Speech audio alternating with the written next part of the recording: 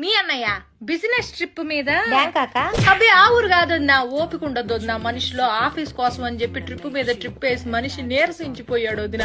అందుకే ఈ దేశంలోనే అదేదో ఊరమ్మా గోవా వెళ్తున్నాడు ఈ మధ్యన. ఆ ఊరు కంటే ఈ ఊరు ప్రయాణం సులువుట చిటుక్కుమంటూ వెళ్తాడు వదిన. లగేజ్ కూడా పెద్దగా ఏం ఉండదు వదిన. 2 నిక్కర్లు పట్టుకెళ్తాడు. నిక్కర్లు ఏందయ్యా అంటే ఫార్నాలతో మీటింగ్ రాజ్యం మామూలు విషయం కాదు, ఫ్యాషన్ గా ఉండాలంటాడు.